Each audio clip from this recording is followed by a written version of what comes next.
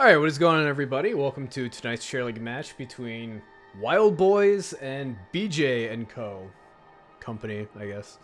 Um, this is a placement match, and it's going to be on Brax's Holdout, so very interested to see that.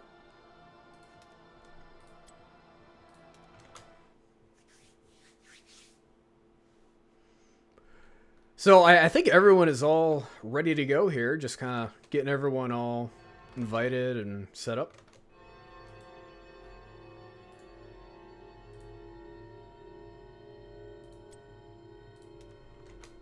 So I don't know too much about either of these teams. I kind of got the invite to cast this very last minute, so which is fine.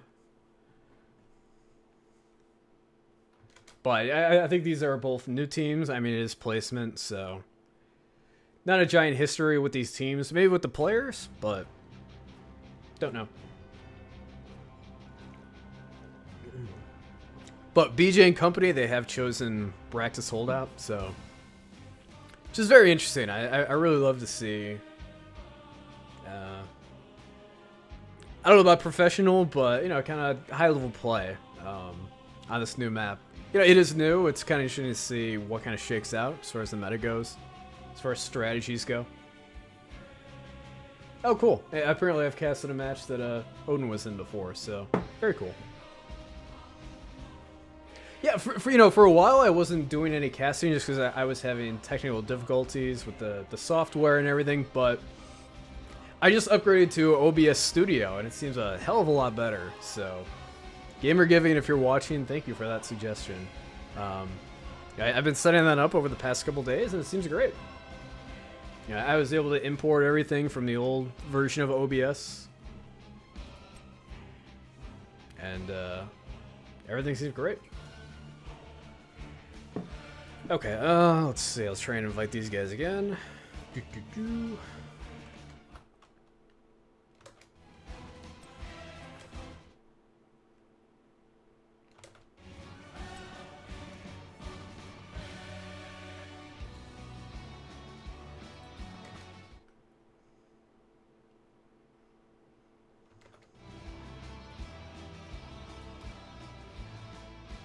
Trying to invite the members of Wild Boys and get them all set up. Everyone for BJ and company is all set to go. So. In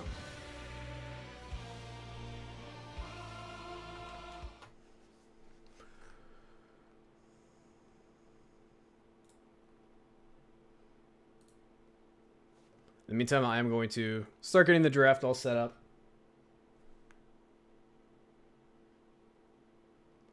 So Tracer is asking where he can basically get the VOD of the cast I just did. I upload everything to my YouTube channel, which there should be a link there on the Twitch page, but it should be up fairly shortly. I'll definitely get to it tonight. So, but yeah, if you guys would like to see my past casts and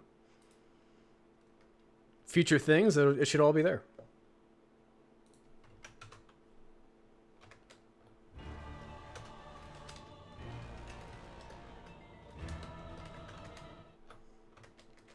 Alright, so I am just giving out the draft links to both teams, and then we should be good to go here.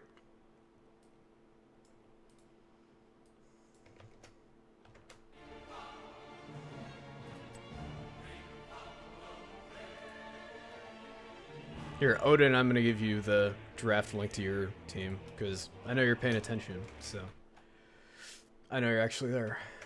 Alright,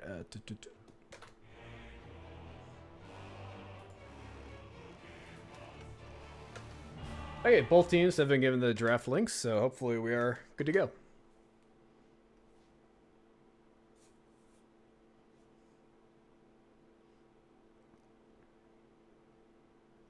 Yeah, I remember casting Dank Broken Shower Society. I don't know, like, specifically, but I remember that I did it.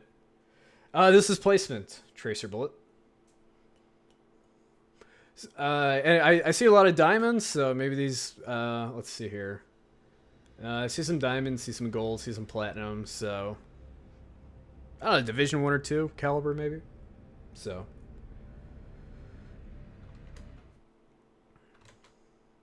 Let's see here. Let me quickly check what both these teams are aspiring to. Actually, maybe give us some kind of ballpark over. What am I hearing? What? Oh, do I have? Whoops. It's another pretty big mosh pit. For some reason, I have one of Kevlar guest videos up. Whoops. Let's see here. Okay. Oh, we don't have time. The draft has begun. So let's see here. Let me make sure I've done this properly. Okay. Cool. So first pick is going over to Wild Boys. So this is Brax's holdout. And speaking of Kevlar guest, one of the things that I've heard him mention often is one of the better strategies for this map. So you have a solid solo laner, and then you have a solid 4-man squad that has a global in it. And then once that 4-man squad basically secures one of the points, the global goes up to the solo laner and then secures that point. But Medivh is banned out first by Wild Boys, which I think is pretty interesting. There is a talent Medivh can take, I believe at 13, that basically allows his portals to go super far. Basically, there's a spot where you can stand and basically portal your entire team between both points as 5. It's very, very powerful.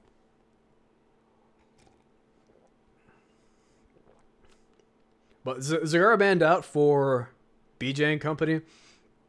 Zagara is still one of the stronger solo laners in the game, maybe the strongest. So because one of those is banned out, Wild Boys can maybe try to pick up Thrall. They actually go with Artanis, which I actually don't understand. I don't see the value Artanis adds to this map. He does have some global qualities to him, but he's not a global hero. I don't know how great he is at defending 1 point. Actually, you know, he probably actually is pretty strong if he can just stand on a point and beat on someone. But I think there's other heroes who are probably better at that than Artanis. Sylvanas picked up by BJandCo.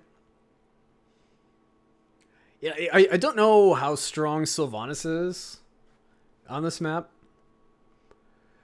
The push power she offers by disabling towers doesn't appear to be that strong on this map. But Merlin also picked up, so they have a tank, they have a sustained damage dealer. Someone who, if they manage to secure both points and get a strong push going, can probably still decently enhance their push. It's just not as brokenly absurd as it is on some other maps.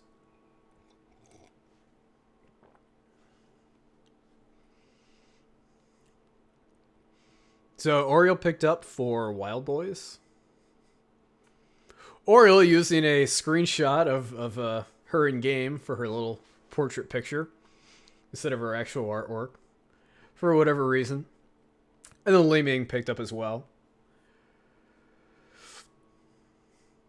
So far, I mean, I'm not seeing a lot of synergy with Oriel with anyone. I mean, she really needs someone who's very strong. For instance, Cho'Gall, who is just banned out by BJandCo. But she really needs someone who can really put out a lot of sustained damage. And probably also take a lot of damage too without dying. With her empathic link talent at 7. But Lunara is still on the table for them to pick up. I mean, they have their support. They have their bruiser. They have some kind of rage damage. All they need is like a tank and something else. Something else could easily be Lunara. But Rexxar banned out for Wild Boys. Rexxar is very strong at this map. So, I mean, one of the things you can do with a Rexxar is you can solo lane with him. You can basically just drop Misha on the point. And Misha is basically immortal. Like, you just can't kill her. And a Rexxar can just go up in lane and soak it. It's very strong. Falstad picked up for BJandCo. So far they have double globals, which is pretty interesting. Basically, if they're able to secure one of the points, they could immediately turn a 1-on-1 in the other lane into a 3-on-1, which is horrifying.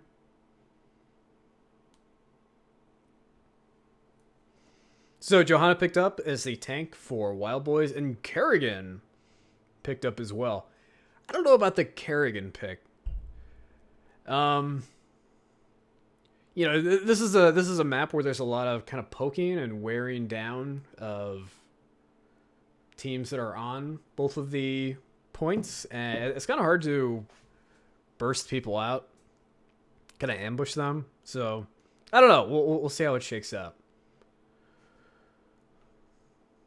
I'm also not sure who's going to have hope bestowed upon them by Oriole. So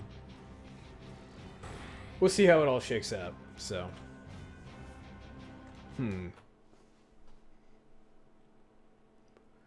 I don't know who's going to solo lane for Wild Boys as well. Maybe Johanna? Maybe they could have Artanis try and do it. It'll probably be Falstad on the side of BJ and company. We shall see. All right, let's go over to the game scene here. Let's see. I think that was 4, right? Did I hit the right key for it? I did. Okay, cool. Still learning my new system here. All right, everyone is ready, and here we go.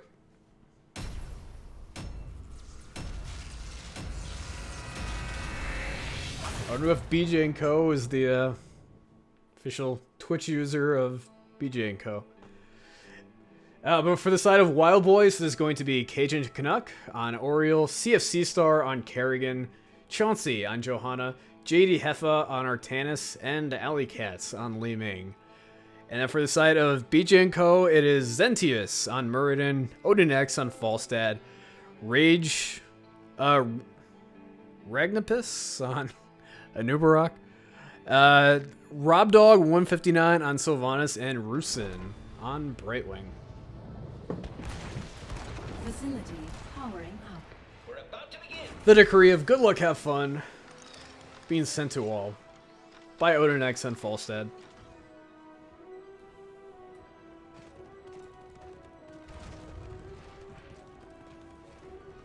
So far it's looking like Artanis is poised to solo the bottom lane. Systems online. Whereas it's a little more unclear on the side of BJ and company. 4, 3, 2, 1. Look like they're kind of deciding what they want to do. Looks like it's going to be Sylvanas and Brightwing to start things off. Brightwing can easily port up to the top 4. Meanwhile, Kerrigan just looking for that gank, looking for that delicious Falstad. But not going to get him. The Stormbolt misses on her, so she's going to get away. Meanwhile, Anubarak is re-engaged upon and just barely manages to escape. Wow, I thought for sure he was dead, but that clutch poured in by Rusin on Bright. It just barely managed to save his life.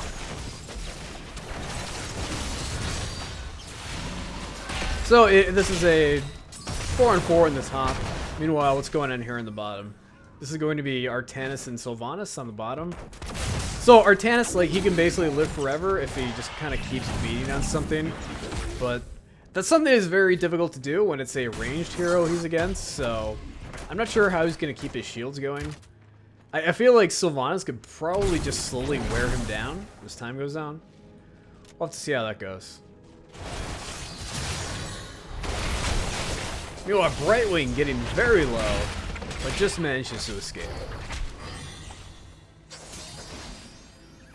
So I don't know the exact timing. I think it's 1:30 when the beacons come up. Nope, I was wrong. But it should be pretty soon here. It should be coming up here pretty soon. Yeah, you know, I'm not sure this map has good enough hiding places for Kerrigan to hide and wait for. Okay, so it's a 2-minute mark. So I mean, she can hide here in this bush here, or she can kind of hide here, maybe over here. But no, I think it's going to be very difficult to get an ambush on this map. Meanwhile, top is taken over by Wild Boys, and Falstad decides to go ahead and just go secure bottom. Maybe get a pick on Artanis. And it is secured. Artanis goes down. So, you did have to give up top to do it, and probably a good deal of soak. Didn't see how many minions there were killed before Nubarak getting up here, but Nubarak versus Johanna, I'm not sure who's going to ultimately win this. Anub has mana, so he's probably going to be fine. But not if the rest of his team shows up. Manages to burrow out of there before Kerrigan lands her combo on him. Falstad Bear rolls away, and then Brightwing comes up to top them both off. So far this is a 4-on-3 up here. As Muradin has now rotated up. The aggressive burrow charge by Nubarak. Kerrigan has no mana, not that she can ravage away or anything, but Kerrigan is, she ends up getting away.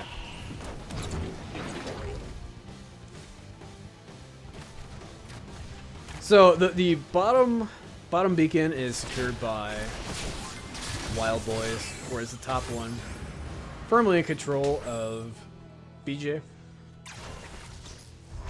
Falstad might have as a flying cooldown, same with Brightwing and her phase shift, so may not be able to go bottom and try and secure that. Meanwhile, Sylvanas is getting awfully low. These towers are out of ammo. Kerrigan, oh, just misses the combo on Sylvanas, which would have finished her. But still, Sylv is forced to back off. Just have tap available, so they're going to more here and re-engage this.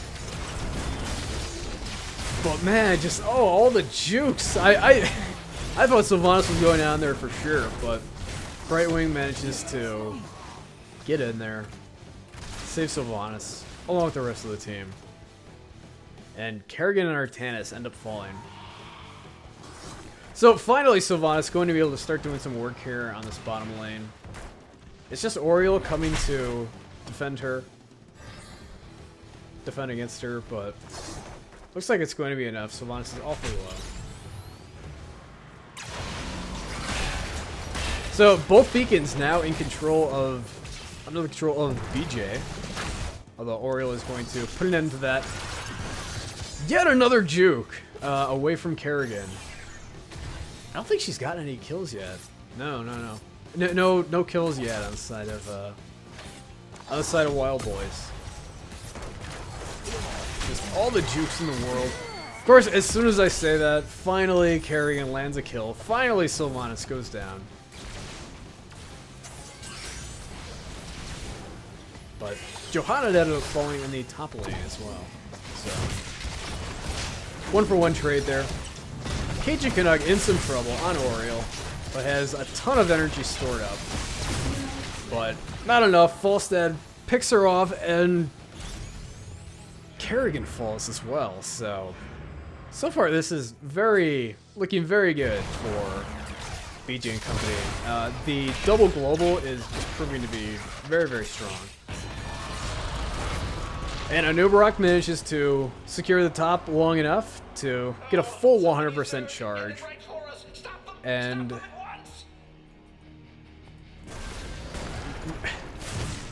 now BJ, not only do they have a 100% fully charged full batch of Zerg, but they also have Sylvanas to push with it. So I'm curious to see how this works out.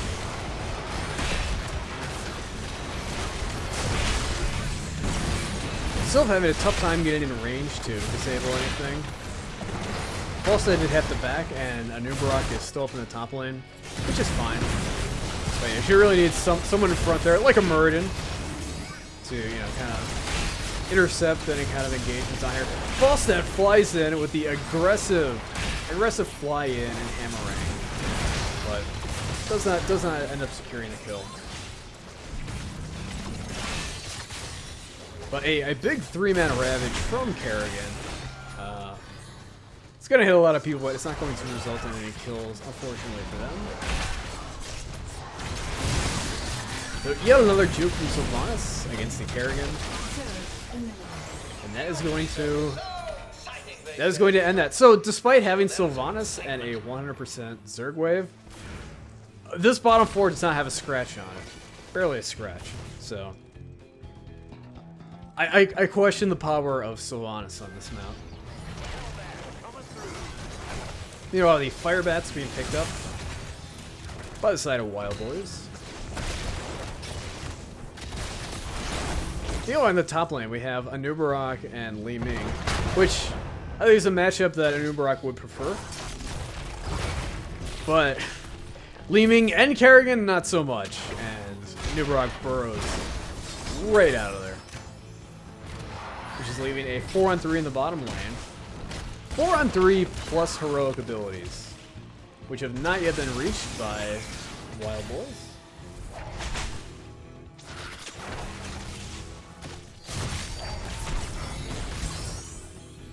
So I really think BJ, like, they have a big advantage here. They have level 10. Level 10. They have a big advantage. They could look to invade maybe one of the camps on the side of Wild Boys. Really try and force a fight, but that advantage is slowly evaporating as level 10 is about to be reached by Wild Boys. But Phase Shift comes in time to save Anubarak. Not that he was really in much danger. So Brightwing going with some kind of hybrid build here. So going for the Phase Shield at 7, but not doing anything to reduce the amount of portal, reduce the cooldown on her portal, which you can take at 1. But it seems to be working out so far. You know, the Emerald Wind comes out, tries to push everyone away, but Kerrigan is going to fall. Anubarak in a lot of trouble, but he is yeah, I believe he fell. Artanis fell as well. So far, a 2-for-1 trade, 3-for-1 trade. What was that?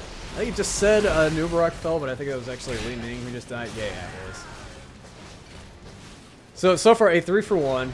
And then Brightwing portals down to the bottom to help out Sylvanas. Who, without any of those pesky blue team members up to defend against her, can finally get some work done. Carrier is going to fall. And that is not Li Ming who just died, it was that bottom fort. Meanwhile, the whole time, the Zerg were charging up. Both the beacons were in control of BJ, and once again another 100% Zerg wave. Well, we are seeing a 5-man defense on the side of Wild Boys, and it's not going to be enough as Johanna falls. Artanis in a lot of trouble. The Polymorph comes down, he falls, but Anubarak does as well. So far, a 2-for-1 trade. And Wild Boys, they have to feel pretty good about that defense. Although, while they were doing that, Sylvanas has been down here, honestly, not doing too much. I think she got like this tower here. She's doing a little bit of damage around the keep wall, but mostly what she was doing is soaking for her team. So she got them the additional talent tier advantage. They have hit level 13. And got a 2-for-1 trade for that, so. And yet another example of, even though they had a 100% Zerg wave, this top fort, barely a scratch on it. In fact, I don't think it has a scratch on it. I think all it's done is use ammo. Don't believe it's been damaged at all, but Brightwing in a lot of trouble. Don't think she's going to escape. No, she is not. The pixie dust unable to save her. On this map, there's just nowhere to run if you don't go through the gate, so. But a big flyover. Mighty Gust comes from Falstad. They managed to isolate Kerrigan, not Brightwing. Pick her off. Li Ming goes down as well. So even though Brightwing fell, her death was avenged. Paging Canuck in a lot of trouble on Oriel. Can't really go through that gate, otherwise she would be Otherwise she would be killed, but ultimately she ended up falling anyway. The Crystal Aegis did allow her to juke the Stormbolt, but Muradin is a giant tank. He doesn't care. He doesn't care about taking a slight amount of damage from the Aegis. Manages to finish the job afterwards. So Oriole is going to be down for the next 11 seconds, and the beacons are up pretty much now. So, but it's only Brightwing and Johanna down in the bottom lane, so despite having the momentary advantage, BJ not going to be able to pick up both beacons. You know, Muradin looking for a fight, looking to scout them out. And he finds Artanis trying to pick up the Fire Bats. Once the shield comes down from Johanna, it's going to result in Muradin going down. Unfortunately, the Emerald win not in time to disengage, but this was a 5-on-4 in the bottom lane. Carrion going in, but a great juke by Odonex on Falstad. Manages to get away in time. So we see the control of the top beacon, currently under control of BJ, but just as someone was rotating up, yeah, just as Artanis was going up to secure the other one, this powerful 4-man squad picks off Johanna, picks off Kerrigan, and someone's in that cocoon there, and they're in some trouble. It is Oriole, no more energy. Li Ming falls. And an aggressive flyover by Falstad, who did have Gust available, but didn't fly far enough to push her back. But it's not going to matter, because Oriole is going to fall, right? Oh, wow. Oriole just manages to barely get away. Maybe if he had used Boomerang there, when the hammering was at its full distance, maybe he could have secured the kill, but feeling a little risky. Anubarak going ahead and finishing off that Firebat camp that Artanis started earlier. Current leash, but speaking of Artanis, he falls in the top lane.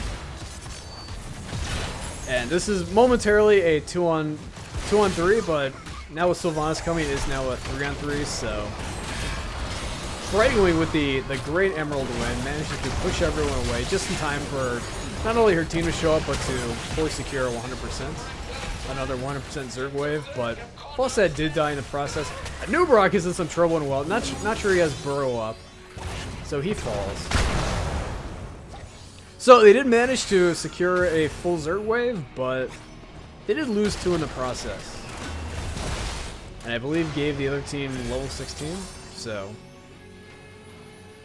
But meanwhile, Firebats were doing work. I believe they were just killed, but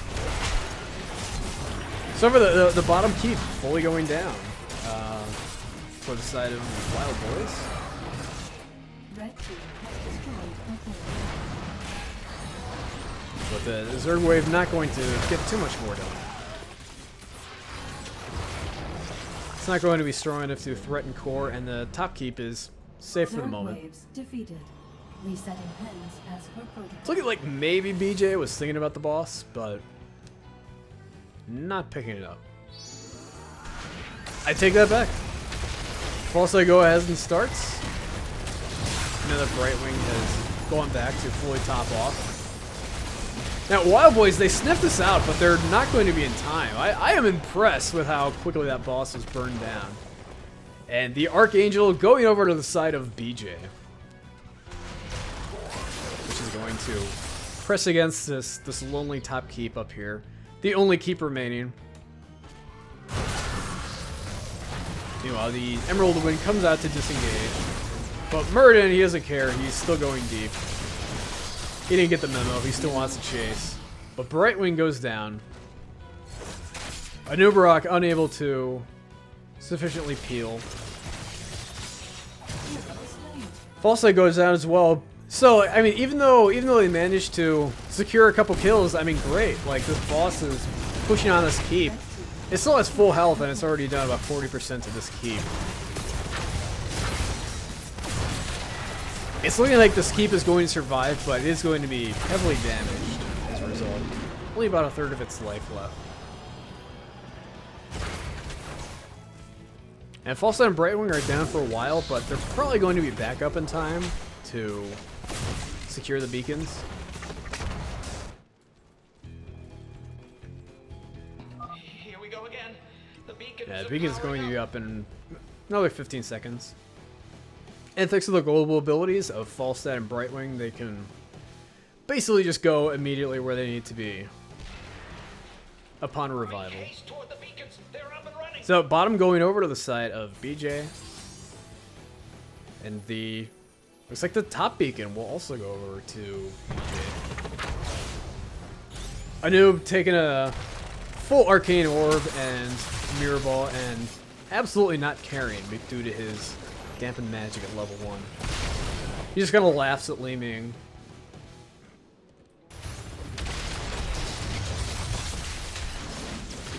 So as long as he's not taking too heavy ability damage, he can be very tanky against her. That dampened magic is basically what allows him to be a tank. So bottom going over to Wild Boys. And they have a small window where they can fight on even terms.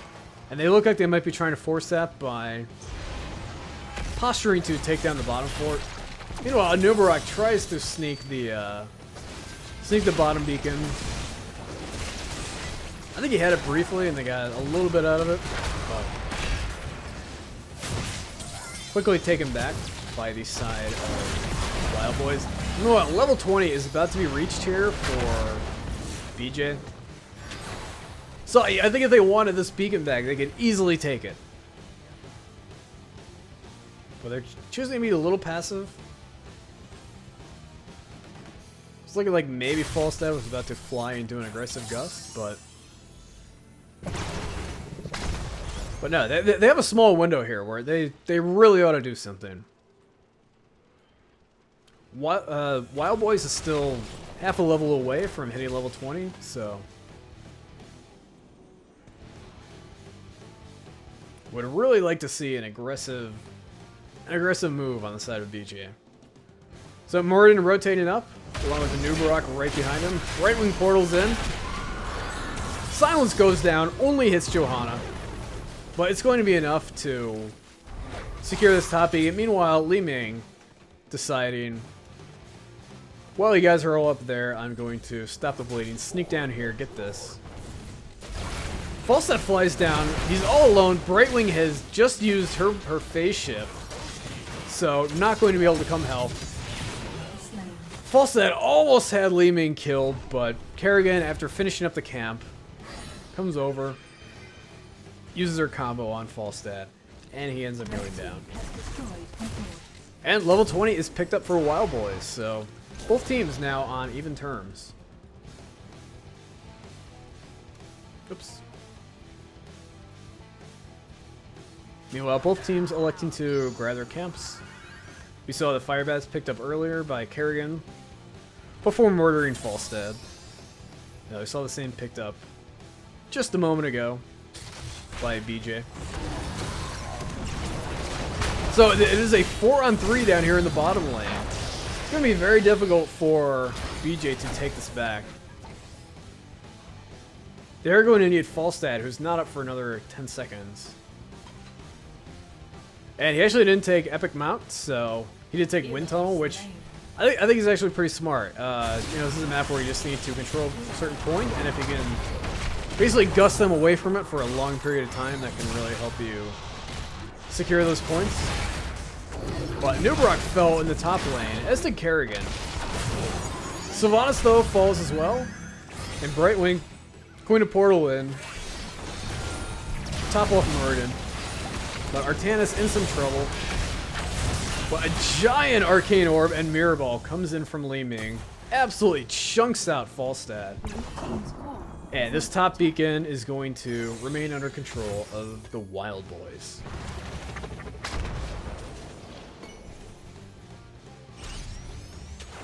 Actually, I take that back. They decide to back off. They actually decide to go and take the bottom. The bottom was as Artanis had been very heavily damaged. But a few more percentage, a few more Zerg piled into this pen on the side of BJ. So they're already up to 62%, and they can't get any lower than that. So pretty much no matter what happens, they're gonna have a very nice, big, juicy Zerg wave. But see, here we go. The wind tunnel comes out. It delays them from capping this for, almost long enough to fully secure it. If it was just another second, they would have gotten that all the way up to 100%. But pretty much no matter what, Wild Boys are going to have a monster Zerg wave going off at them. But Brightwing ends up falling. The Silence unable to, not in time to save Brightwing. And it does manage to kill Kerrigan, but oh my god, just so much destruction. 3 for 2. Chauncey in a lot of trouble. Still has Indestructible, so he is going to be okay. Falstad in a lot of trouble though. No healer to top him off. But Johanna ultimately ends up falling. I think this is going to be GG for Wild Boys. Even though Falstad has almost no life, he's got to be real careful about Artanis coming over to him. Artanis is going to harass him like crazy. He's not going to allow him to hearth back. Oh, very nice juke by Odin X on Falstad. He is going to be able to hearth back completely.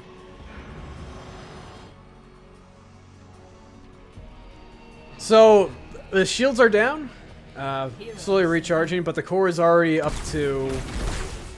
Core is already down to 59%, and there is a gigantic Zerg wave coming towards it. And Artanis just fell. So I think this is going to be game.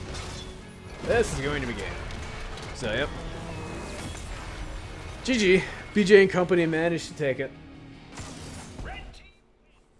So, we did see Kerrigan getting a lot of kills, but ultimately it didn't lead to securing the capture points enough. We basically saw Falstad and Brightwing. Basically their ability to rotate between the top and bottom beacon just really allowed them to have... They didn't get tremendous pushes out of their Zerg waves. Like, many times we'd see them have a 100% wave, and it wouldn't even take out the fort, but it would keep it out of the hands of Wild Boys. So, I mean, if Kerrigan was able to get these kills along with having a full health Zerg wave, it would have been devastating, because, you know, she would have had the kills, you would have had the pushing, and then, you know, the people she picked off wouldn't have been able to defend against it. But every single Zerg wave fully went over to the side of BJ thanks to their global presence, and ultimately they were able to secure the victory. So congratulations to them. I am not sure what their records are of either team, but it was a well played match by both teams, and I congratulate BJ and company on the victory. So anyway, that is going to do it for me for tonight. Let's see. Am I casting anything? I'm not casting anything else tonight. I think I might be casting something tomorrow. I've applied for some other stuff this week, but sometimes it takes teams a while to accept those, unfortunately. But anyway, so that is going to do it for me for tonight. I thank you all for watching. Thank you.